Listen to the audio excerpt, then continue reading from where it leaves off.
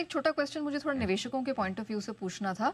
हम लगातार कह रहे हैं और आपने बहुत पहले ही बोल्ड कॉल दी थी कि मिड और स्मॉल कैप में आप फोकस करिए। क्या ये सेक्टोरल चर्निंग भी अब बराबर करती जानी है या कैसे इसको कैसे अप्रोच करना है? मिड कैप तो चलेंगे, मिड कैप तो चलेंगे, बढ़िया चलेंगे। ओके। हाँ, मिड कैप में तेजी, मिड कैप में डरने की जरूरत। खाली आपको मिड कैप में क्या 2-3 चीजें ध्यान में रखनी, बहुत आसान काम है। एक, जिसके रिजल्ट अच्छे आ रहे हो या अच्छे आने की उम्मीद हो।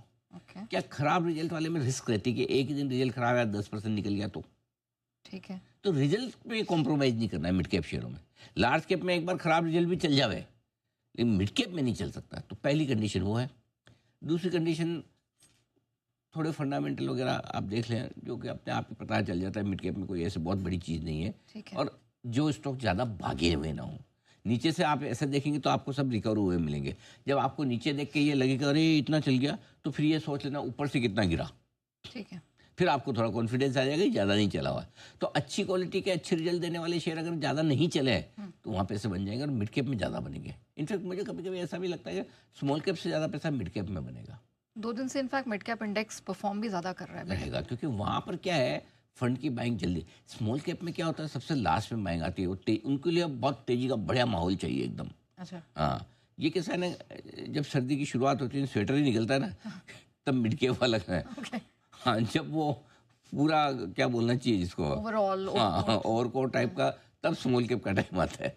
तो अभी तक क्या है, अभी मुझे लगता है मिड कैप से, लार्ज कैप के बाद अब मिड कैप से ज़्यादा फोकस रखना चाहिए। चलिए, स्ट्रेंथ तो यहाँ पर दिखी ही है और आपके लिए एक बोल्ड कॉल और एक डीप एनालिसिस बहुत पहले आ गई थी जब किसी ने उस ट्रेंड को पकड़ा नहीं था। आप भी देख लीजिए कब से आपको मिड कैप में और स्मॉल कैप में खास फोकस करने की रिकमेंडेशन आई है।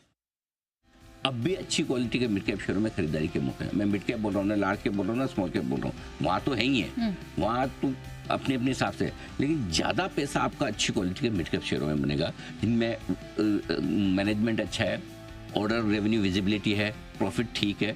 सिर्फ इसलिए घटे कि बाजार खराब हुआ इसलिए हमें भी घटना है, तो वहाँ पर आपके लिए ज़्यादा अच्छे मौके अब भी हैं। मिड कैप स्मॉल कैप शेयरों में तेजी बढ़ेगी, बढ़ेगी, क्योंकि अब है ना, गेट स्टेबल हो रहे हैं। जिन्हें कभी भी देखिए, जब मंदी होती है, जब रिकवरी होती है, तो सबसे पहली रिकवरी लार्ज कैप में आती है, क्योंकि कॉन्फिडेंस वहीं रहता है, रिस्क वहाँ कम होती है। ठीक है, अब लार्ज कैप स्टेबल होना शुरू करेंगे, mid cap small cap share तेजी में बढ़ेंगे। थोड़ा सा अच्छी क्वालिटी के शेयरों में जहाँ बड़ी तेजी ना बनी हो, देखो सिंपल सा फॉर्मूला, आप या तो एकदम रिस्क वाले एकदम खराब माहौल में नीचे में गिर के खरीदें, या आप सब कुछ ठीक होने का इंतजार करें। जब सब कुछ ठीक होने के बाद फिर भाव वो मिलते नहीं है। अब समय आ चुका है मिड कैप और स्मॉल कैप शेयरों में बढ़िया तेजी दिखाने का। तो मिड कैप और स्मॉल कैप शेयरों में आप देखिए, मिड कैप इंडेक्स करीबन 2% की मजबूती दिखाता हुआ दिख रहा है, और स्मॉल कैप इंडेक्स में भी 1.5% की तेजी बनती हुई दिख रही है। तो आज छोटे मझोले शेयरों में भरपूर एक्शन आपके लिए बनता हुआ दिख रहा है। एग्जैक्टली 1 महीना पहले इस ट्रेंड को पकड़ा था, जब कोई आसार नहीं थे कि यहाँ से कहाँ ऊंट किस करवट बैठेगा, क्योंकि दिग्गजों का ही पता नहीं था ठीक से।